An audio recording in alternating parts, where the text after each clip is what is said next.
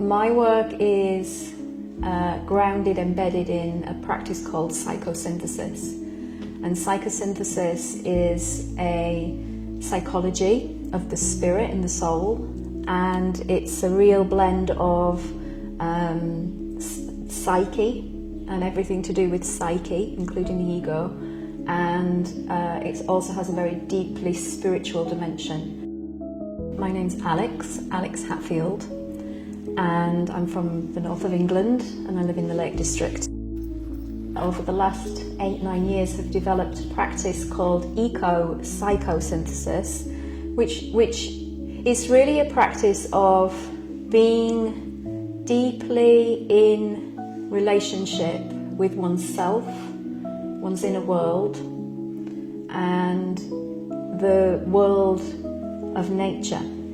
But when we talk about nature in Soulmaking in Nature, we talk about it as life taking form, and then those forms disintegrating. So we've got this continuous cycle, this continuous repetition of birth, life, death, rebirth.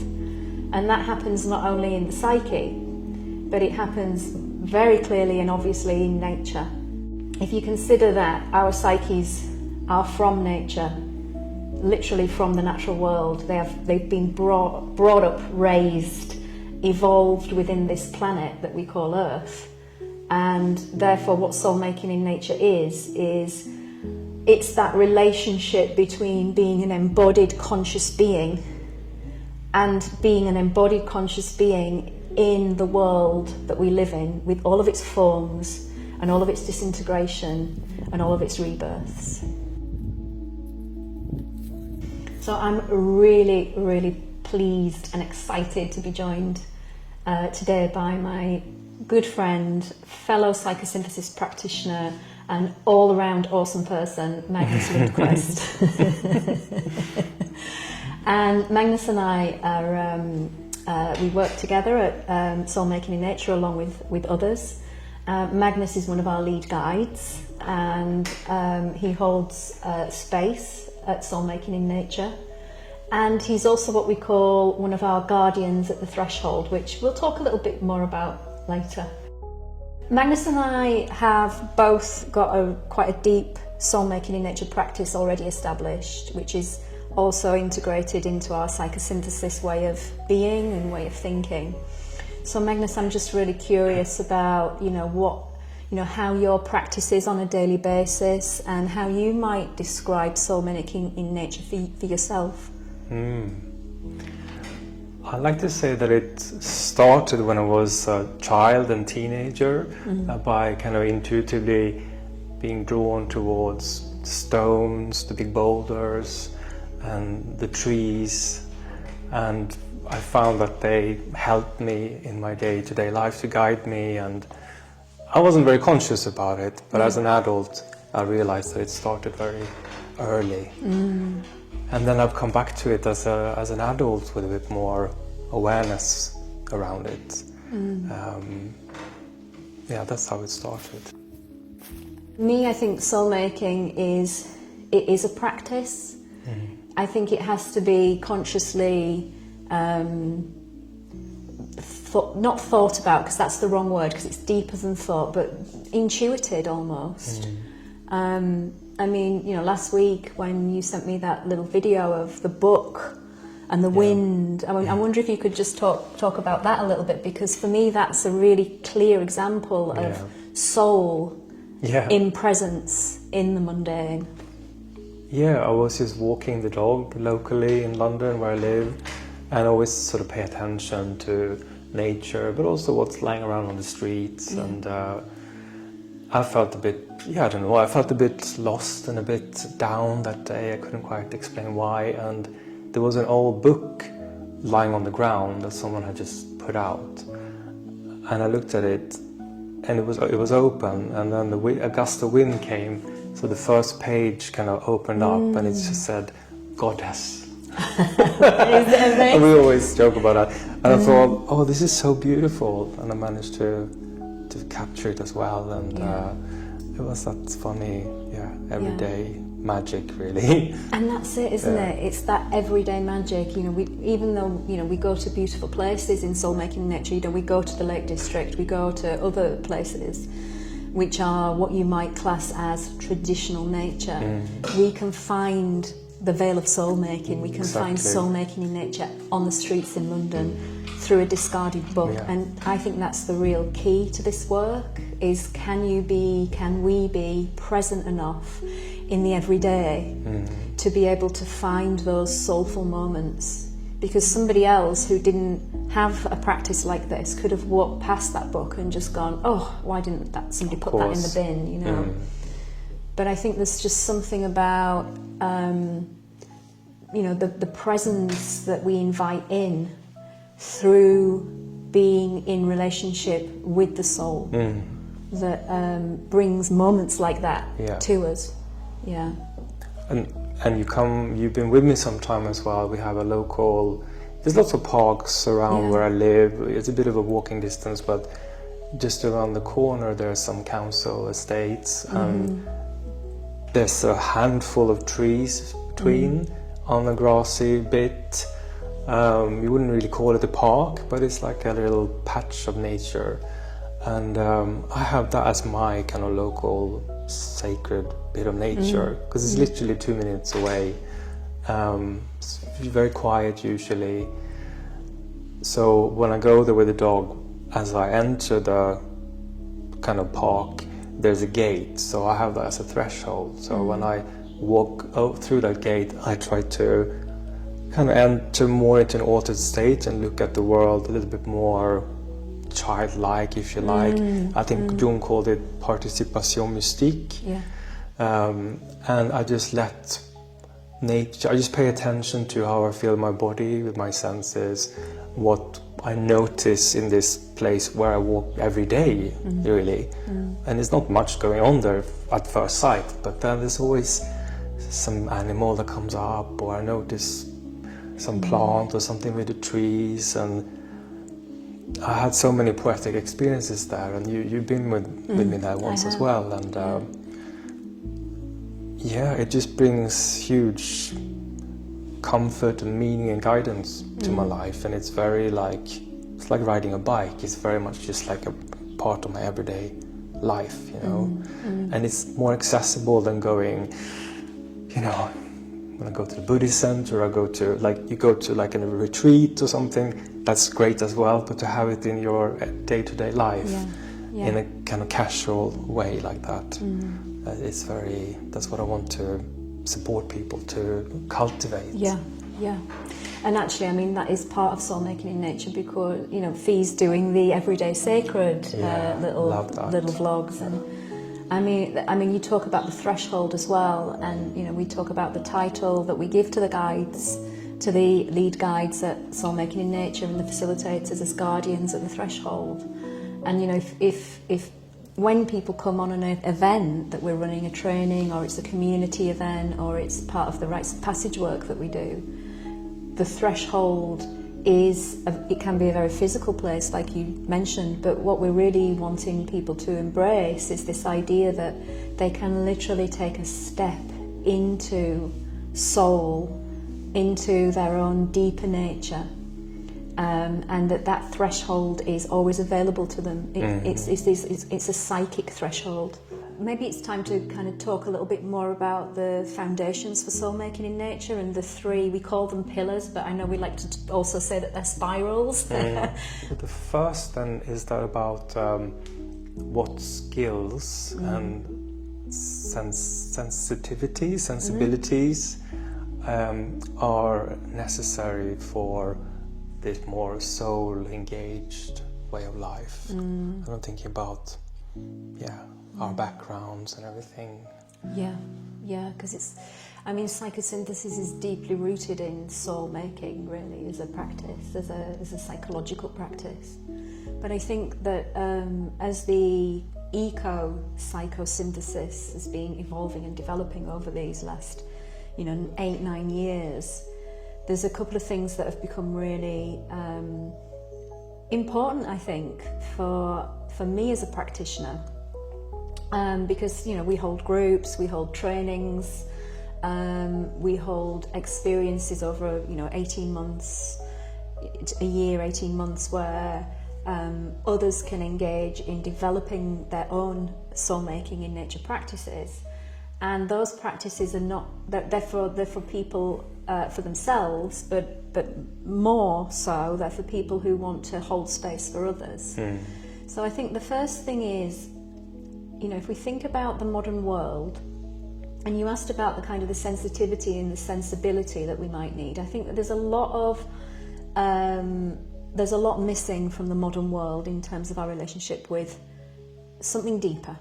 Something deeper than going shopping, or something deeper. Not that there's anything wrong with going shopping, by the way. I love shopping. But, something deeper than our mundane, everyday world. And I like to think of this in relation to, the psychologist Abraham Maslow and his hierarchy of needs. It's like once we've got these basic needs of survival met, we move on to these more nuanced and even altruistic and deeply spiritual places in ourselves, where we search for what self might mean on a deeper level, what spirit might mean, what soul might mean. And I think if you were to have any kind of, I think you need to be sensitive to that in soul-making in nature, because there's a lot of people who actualize in the world, which looks like having the car and the house and the kids and the whatever that normal, so-called normal might be, and yet there's also this lack of deep meaning in life. And what we can offer in the work that we do is this place where we can come into relationship more with the living life force that's all around us, that's in a plant, in a shirt, in a cup, that's everywhere, that can help us to really be in relationship. We always said as well in our psychosynthesis training that it's more a training of the being, although there was lots of academic stuff as well. It was really helpful. It was more about paying attention to our felt sense in our body, the images that comes up for us, what's experienced between us. There's always something about that. And with soulmaking in nature, I think we extend that out. So we extend that out of the therapy room, out of the relationship between human beings, into the relationship between the natural world, the more than human world, and we give them equal standing. The tree is as important. Relationship with a tree is as important as relationship with a human. And if we can really live that, I mean, we can solve some of these ecological crises that are present in the world, because we're not seeing it as commodity anymore. We're seeing it, as you said, as being, as a being with a life, with some form of psyche.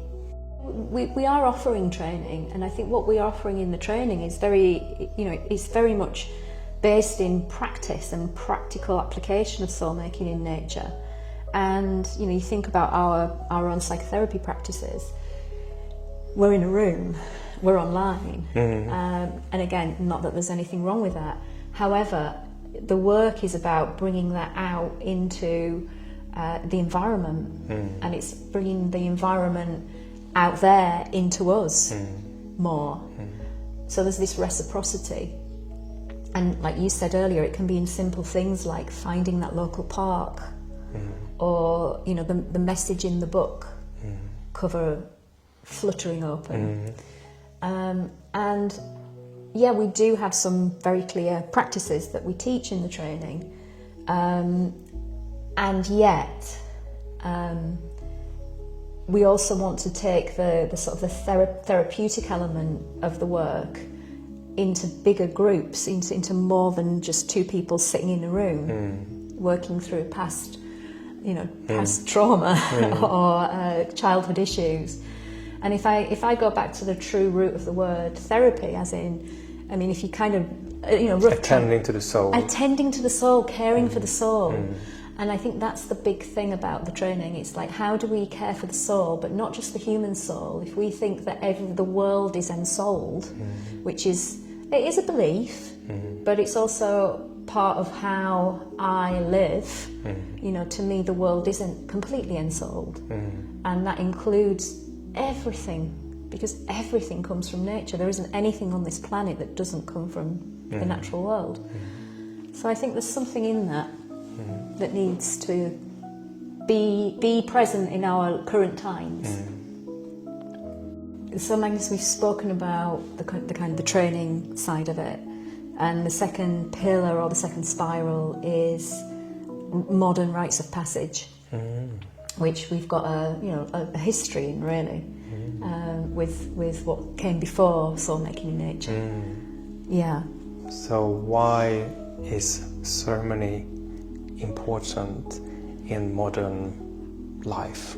Yeah. There's something about ceremony being important because it's how we used to connect to the liminal. So the liminal is about entering into when more than one or more people come together, and we enter into a space consciously and with intent, a space where something else can evolve, something else can be born of that community and that togetherness. And of course, rites of passage traditionally were part of that world. They marked a transition from one state of being to another. I mean, traditionally it would be things like, moving from childhood to adulthood, or going into a relationship with someone, or a death even. And I think modern rites of passage, they exist, but we don't pay attention to them. So we still have these transitions, we still have to come into an adult life, we still have to actualise again in the world, but we have less and less and less ways of doing that within community, and in a very conscious, ecological and psychological way. And I think what I'd like to do and what soulmaking in nature is wanting to do with the rites of passage work, is to bring that into a modern context. We're not living in a tribal community anymore, but bring it into a modern context and really deal with and face into some of the challenges of that. I mean, I know for me, for example, as a woman who's moving deeper into her midlife, it's a challenge. There's a lot being lost. There's a lot being gained as well. Yeah, but it's about that whole, how can we be together in that? How can my experience influence yours and yours influence mine? And how can we not only educate and support each other in those transitions, but how can we also invite in the liminal, the unknown, the soulful, the spiritual into that, and make it sacred again, rather than something to be avoided. And I mean, you spoke about transitions through life cycle, but I'm thinking like what's right in front of our noses is just the seasons. Yeah, isn't it? Exactly. And, Christmas and Easter, and we have all this. It's kind of become a bit devoid of what it used to be for thousands of years for us. Yeah. So that's also something we kind of try to bring into our life and encourage other people to pay attention to. How do you feel? How does it feel now when it's autumn? What comes up in me, and can we get into that? Yeah. And what comes up for you? Yeah, and I like what you're saying, because it brings in. I mean, we were talking earlier about, when we were talking about the idea of nature being life-taking form, and you said to me, yes, and there's death there too. And I think that is really quite a big part of the rites of passage work, because we kind of, in our modern world, avoid death.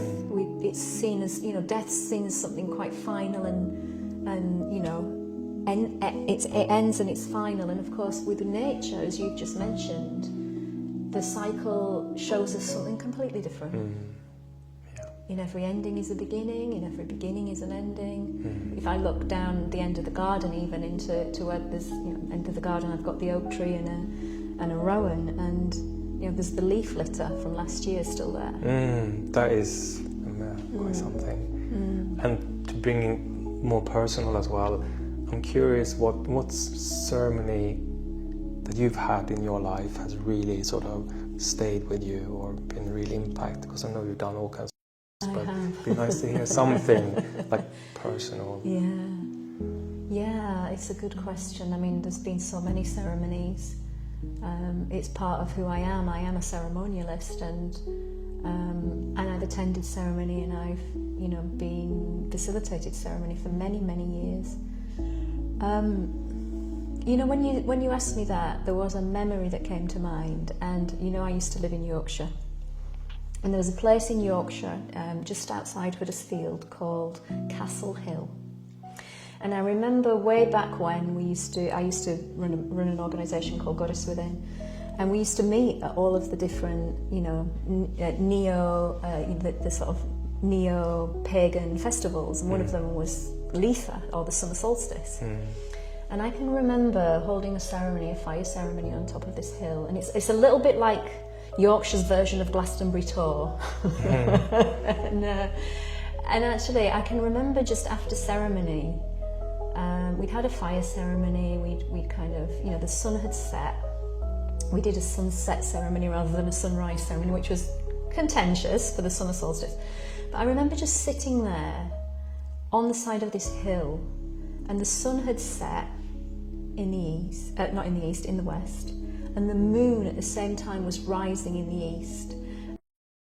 This utter sense, this utter, deeply precious sense of both a cycle and a still point. And there was just something incredibly profound about that, which I don't think I would have had if we hadn't have just been in the ceremony.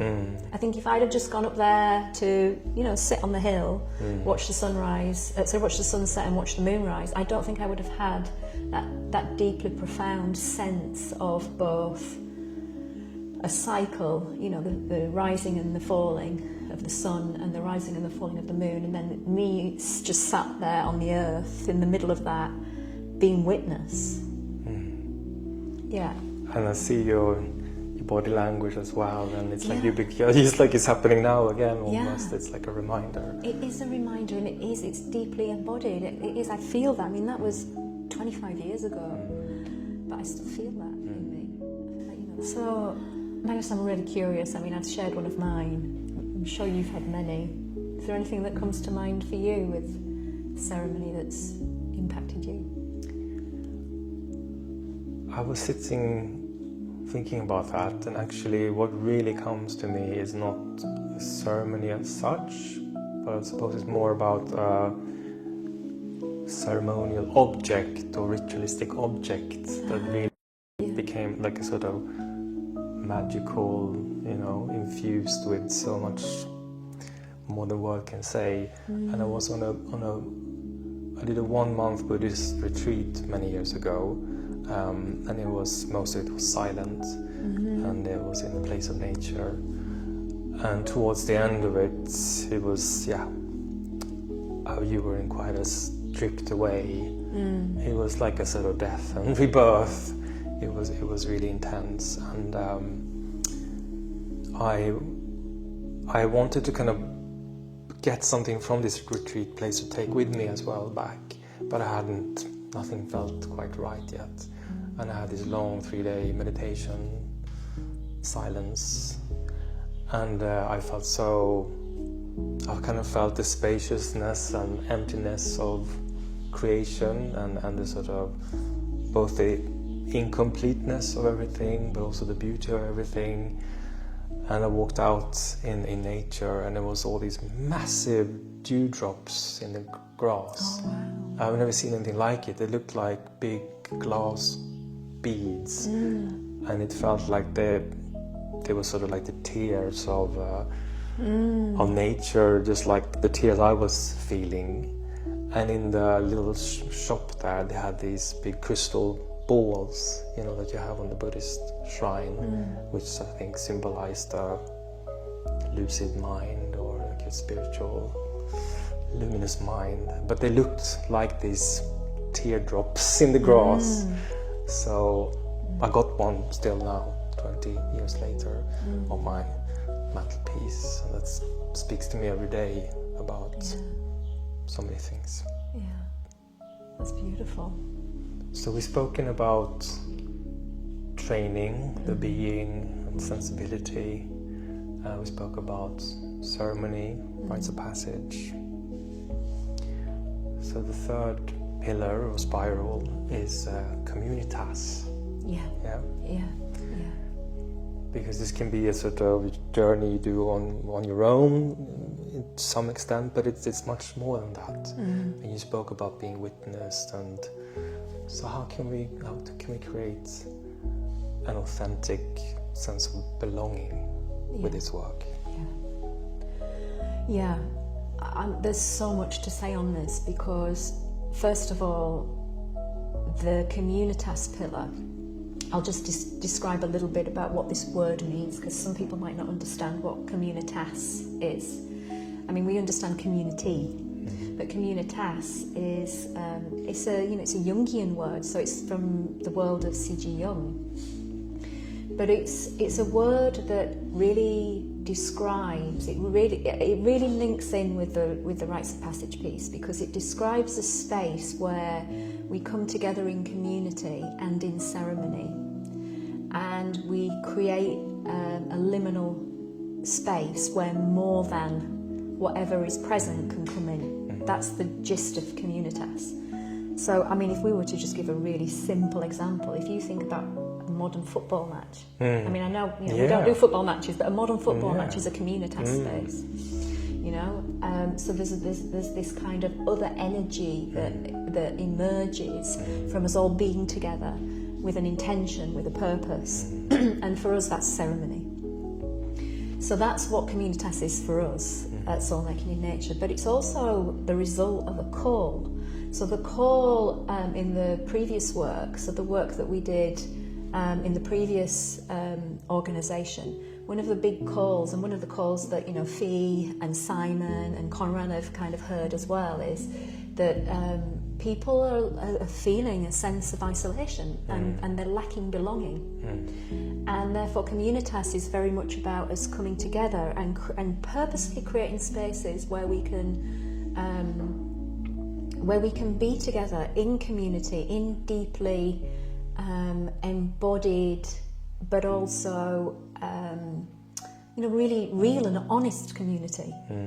It's not about going away to a retreat and having a wonderful time that then we go home and we're back in the everyday world, and it's split. This is about regular events. This is about regular meetings. It's about being in a liminal space, being in a space where we can do ceremony to who knows what that's going to be like. We might be able to help the planet just through the psychic connections that we've got with the planet. We might be able to help somebody move through a difficult time. We might be able to resolve some conflict. So communitas is very broad, but you talk about authentic belonging, and I think there's something about authentic belonging being grounded and embodied, but also about it being about adults coming together. So people who want to be responsible for themselves, it's not like a psychotherapeutic sort of, projection is going to happen anyway, but it's not going to be like we're coming into this community space so that we can recreate the family system. It's more than that. It's purposeful. And I think that's very much lacking. The way you talk about it feels like a verb, communitas, like something always ongoing, always moving, always changing. And I suppose also it's built into these three pillars. It's kind of built into it being something that will always develop and synthesize, as we call it, and emerge into something else. So we will never be able to sort of say, this is what it is, and you're going to be taught this, and this is what it is, but it's always going to be something evolving. Evolving, That we just emerging. sort of gently hold the Yes. space for. So it's very much about the people coming and what they Yeah. bring. It is, and the intention that they bring, the needs that they bring, And then of course, you know, the soulful diversity of Yes. opposites, but also all the which been more awareness about the past 10 years perhaps about ethnicities and neurodivergence and LGBTQI, all that stuff as well. So we'll see what kind of family or communitas this will Exactly, be. You know? We want to bring in all these. we really do. strands. We want to make everything and everyone welcome, and the whole of the human experience. And we think about. I love the word queer, because I think for me queer is a very profound word in many ways. I mean, you talk about diversity and sexuality and neurodiversity and things, but there's a queerness, a natural queerness to nature. Yeah. And that natural queerness is, it can be mirrored back to us through nature. And can we help communitas to be a place where everything and everyone is welcome, but with respect, with boundaries, because I think that's really important as well. We're sitting here talking about this, which we can do a long time, but it's actually not just a potential, but it's actually happening. You're right. Yes. It is. So when, where, what? Yeah. When, where, what? Thank you, Magnus. Such a good. Yes. How can you two join in? So we've got our first launch event in October, and it's the 4th and 5th of October, where we are inviting the old community, if you like, the community that has been part of Soulmaking in Nature for 8-9 years, to come to our first communitas event, which is called The Return to Soulmaking.